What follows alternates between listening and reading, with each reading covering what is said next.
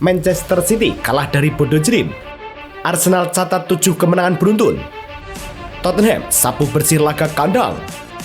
Madrid bantai Monaco, Mbappe samai Ronaldo.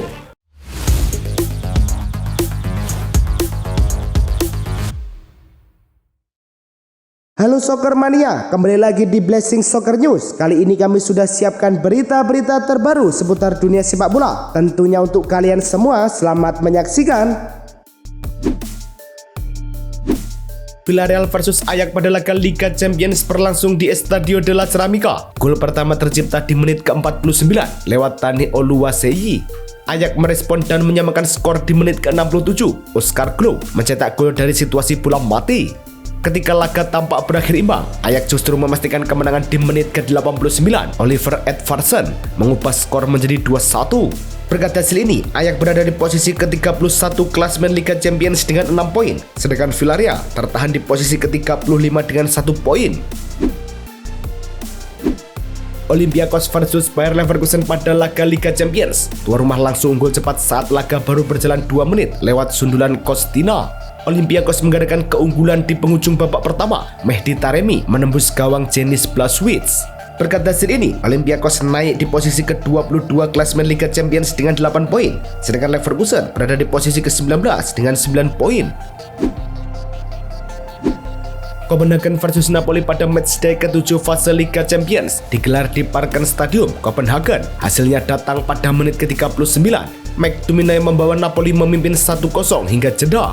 Jordan Larsen maju sebagai eksekutor. Tembakannya sempat ditepis Vanja Milenkovic-Savic, namun bola muntah kembali disambar Larsen untuk mengubah skor menjadi 1-1. Berkat hasil ini, Napoli berada di posisi ke-23 klasemen Liga Champions dengan 8 poin, sedangkan Copenhagen menempel di bawahnya dengan 8 poin.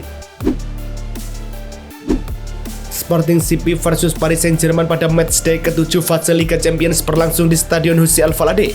Justru Sporting membuka skor pada menit ke-74 lewat Luis Suarez. PSG menyamakan kedudukan 5 menit kemudian melalui sepakan melengkung ke Vitesse Kvaratskhelia. Namun menit ke-90, Luis Suarez kembali mencetak gol dari bola muntah dan memastikan kemenangan Sporting 2-1. Berkat hasil ini, Sporting menempel PSG di posisi ke-6 Liga Champions dengan 13 poin, sedangkan PSG tertahan di posisi ke-5 dengan 13 poin. Bodo Glimt versus Manchester City pada laga League Pass Liga Champions berlangsung di Aspira Stadium. Hawk membuka skor pada menit ke-22 setelah menanduk umpan silang oleh Blomberg. 2 menit berselang, penyerang Denmark itu kembali mencatatkan namanya di papan skor. Memasuki babak kedua, Jens Peter Hag memperlebar keunggulan pada menit ke-58. Manchester City sempat memperkecil jarak pada menit ke-60 lewat sepakan jarak jauh Ryan Cherki. Berkat hasil ini, Bodo Glimt berada di posisi ke-27 klasemen Liga Champions dengan 6 poin, sedangkan Manchester City berada di posisi ke-7 klasemen dengan 13 poin.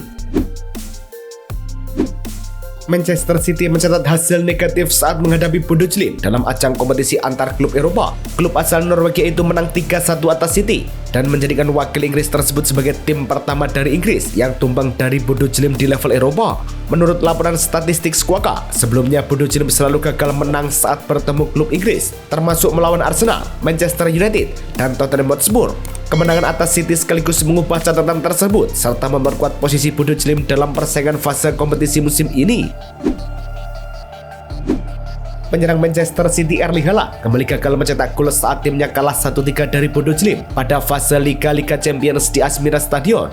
Haaland tampil penuh selama 90 menit, namun tidak menyumbang gol maupun umpan berbuah gol. Penyerang asal Norwegia itu melepas 5 tembakan dengan 2 mengarah ke gawang, serta mencatat 18 sentuhan di kotak penalti lawan.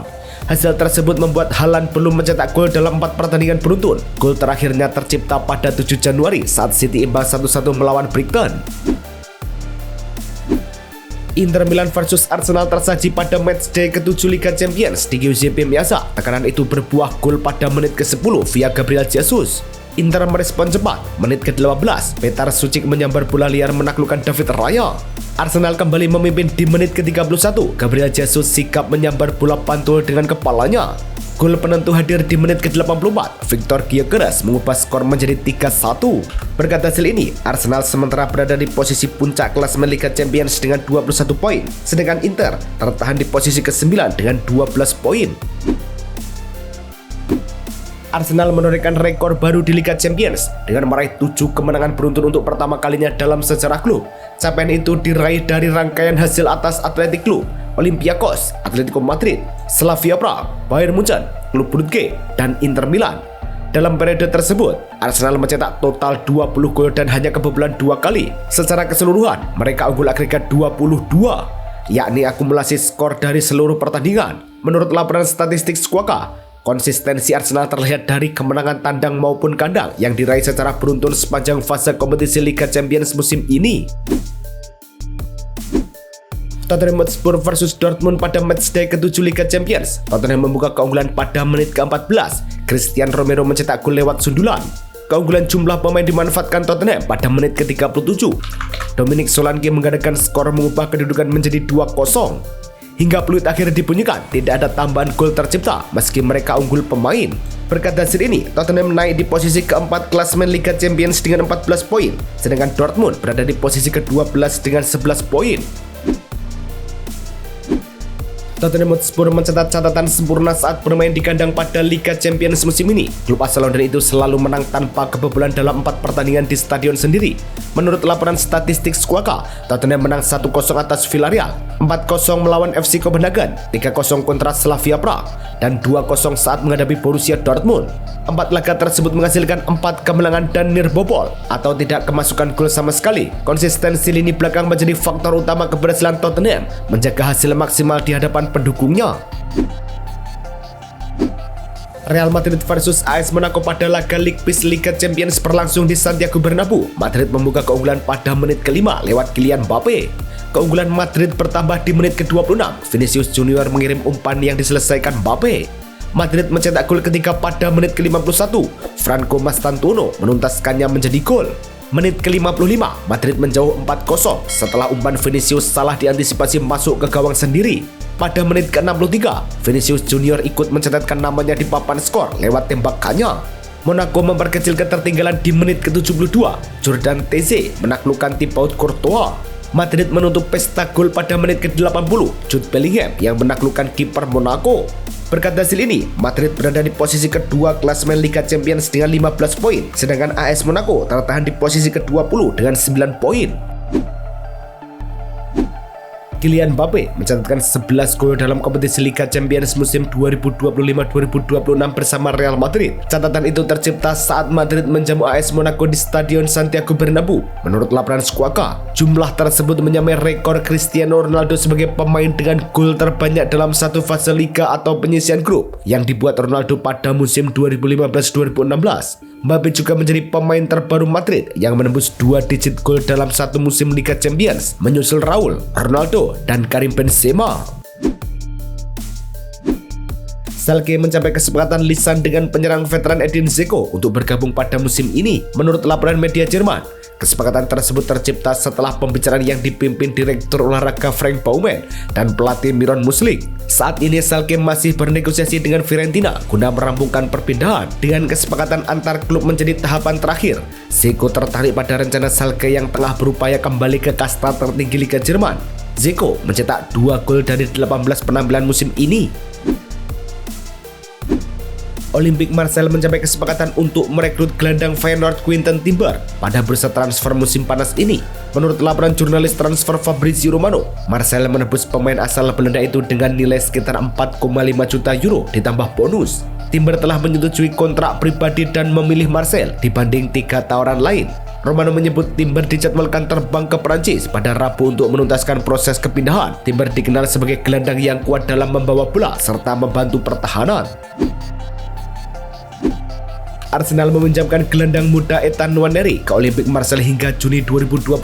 Kepastian itu disampaikan jurnalis transfer Fabrizio Romano. Marseille menanggung gaji Nwaneri serta membayar biaya peminjaman sekitar 4 juta euro yang bergantung pada jumlah penampilan pemain tersebut. Pelatih Marseille Roberto De Zerbi juga telah berdiskusi dengan manajer Arsenal Mikel Arteta terkait rencana pengembangan Nwaneri. Kesepakatan ini tidak menyertakan opsi pembelian, sehingga Nwaneri akan kembali ke Arsenal pada akhir masa peminjaman. Girona FC resmi meminjam kiper Marc-Andre ter Stegen dari FC Barcelona hingga akhir musim ini. Penjaga gawang asal Jerman berusia 33 tahun tersebut akan memperkuat lini pertahanan Girona setelah posisinya di Barcelona tidak lagi menjadi pilihan utama. Menurut laporan klub, kepindahan ini juga bertujuan memberi ter Stegen kesempatan tampil rutin demi menjaga peluang masuk tim nasional Jerman. Girona hanya akan menanggung sekitar 500.000 euro dari gaji kiper asal Jerman tersebut, angka yang jauh lebih rendah daripada yang dilaporkan sebelumnya. Real Madrid memutuskan tidak mengaktifkan klausul pemanggilan Endrick pada bursa transfer Januari 2026. Klub Spanyol itu sebenarnya menyertakan klausul dalam kesepakatan peminjaman Endrick ke Lyon yang memungkinkan ia kembali sebelum jendela transfer ditutup. Namun, menurut laporan The Athletic, Madrid memilih mempertahankan rencana awal meski Rodrigo mengalami cedera dan performa Franco Mastantuono belum stabil. Endrick tampil menjanjikan bersama Lyon dengan mencetak gol pada laga debut serta memberi 1 assist pada pertandingan liga berikutnya. Real Madrid memutuskan David Alaba tetap bertahan di klub hingga akhir musim ini. Keputusan tersebut diambil meski kontrak bek asal Austria itu akan berakhir pada musim panas mendatang. Menurut laporan The Athletic, manajemen Madrid belum menunjukkan rencana memperpanjang masa bakti Alaba. Sebelumnya, sejumlah laporan menyebut Alaba berpeluang dilepas pada bursa transfer Januari karena riwayat cedera yang mengganggu penampilannya. Namun, kondisi Alaba kini membaik. Ia sudah tampil dalam 3 laga terakhir Madrid serta kembali masuk rencana tim hingga musim berakhir. AFC Bournemouth resmi merekrut gelandang asal Hungaria, Alex Toth, dari Ferencváros pada bursa transfer Januari 2026. Klub mengumumkan kepindahan pemain berusia 20 tahun itu melalui pernyataan di situs resmi Bournemouth. Toth tampil konsisten di Liga Utama Hungaria musim ini dengan 25 penampilan, mencetak 2 gol dan 5 umpan berbuah gol. Kepala Operasi Sepak Bola Bournemouth, Thiago Pinto, menyebut Toth sebagai pemain untuk dikembangkan. Ia menjadi rekrutan kedua Bournemouth pada Januari. Manchester United menolak proposal peminjaman gelandang Manuel Ugarte yang diajukan klub Belanda, Ajax Amsterdam. Menurut laporan The Athletic, klub asal Amsterdam itu mengajukan tawaran peminjaman tanpa opsi pembelian tetap untuk Ugarte. Namun United memutuskan tidak melanjutkan pembicaraan saat ini. Ajax disebut tengah mencari pemain untuk posisi gelandang bertahan dan memasukkan Ugarte, 24 tahun, dalam daftar target mereka, berdasarkan laporan wartawan Chris McKenna dan Laurie Whitwell di The Athletic. Manchester United mendapat tawaran untuk merekrut gelandang AC Milan Ruben Loftus-Cheek pada bursa transfer mendatang. Menurut laporan Talksport, pembicaraan masih bersifat penjajakan dan belum mengarah pada kesepakatan resmi. Pemain berusia 30 tahun itu memiliki pengalaman panjang di Liga Inggris bersama Chelsea, termasuk masa pinjam di Crystal Palace dan Fulham. Loftus-Cheek disebut ingin kembali ke Inggris setelah kesulitan memperoleh waktu bermain di Italia. Namun, ketertarikan MU terhadap Loftus-Cheek belum dipastikan. Gelandang Aston Villa Boubacar Kamara dipastikan tidak akan tampil lagi pada sisa musim 2025-2026 setelah mengalami cedera lutut serius pada pertandingan putaran ketiga Piala FA melawan Tottenham Hotspur. Berdasarkan laporan The Athletic, pemeriksaan lanjutan menunjukkan bahwa cedera yang dialami pemain Prancis berusia 26 tahun itu lebih parah dari prediksi awal klub yang semula memperkirakan absen 2 hingga 3 minggu. Keputusan ini menjadi pukulan bagi Villa di tengah persaingan Liga Inggris. Masa peminjaman penyerang sayap Aston Villa Leon Bailey di AS Roma resmi berakhir lebih cepat dan pemain asal Jamaika itu akan kembali ke Inggris. Menurut laporan Sky Sport Italia, Roma menghentikan kerjasama karena Bailey kesulitan mendapat waktu bermain reguler di Liga Italia. Selama membela Roma, Bailey hanya tampil 7 kali di Liga dengan total 181 menit tanpa mencetak gol atau assist. Kini, Aston Villa akan menentukan apakah ia kembali masuk rencana pelatih Unai Emery atau dipinjamkan ke klub lain. Penyerang Liverpool Mohamed Salah kembali mengikuti sesi latihan tim menjelang pertandingan Liga Champions melawan Marseille. Salah sebelumnya memperkuat tim nasional Mesir di Piala Afrika dan mencatatkan 4 gol serta 1 assist. Kembalinya Salah menambah opsi serang bagi Liverpool sebelum laga penting tersebut.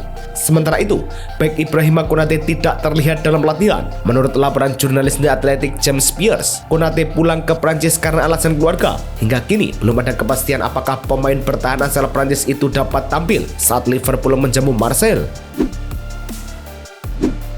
Gelandang Arsenal Declan Rice dipastikan absen pada laga terakhir fase Liga Champions melawan Khairat Almaty. Kepastian itu datang setelah Rice menerima kartu kuning pada menit ke-92 saat Arsenal menghadapi Inter Milan. Menurut laporan resmi UEFA, kartu tersebut menjadi yang ketiga bagi Rice di kompetisi musim ini sehingga berujung hukuman larangan bermain satu pertandingan. Pertandingan melawan Khairat di Stadion Emirates tetap penting bagi tim asuhan Mikel Arteta untuk menutup fase ini dengan rekor kemenangan sempurna.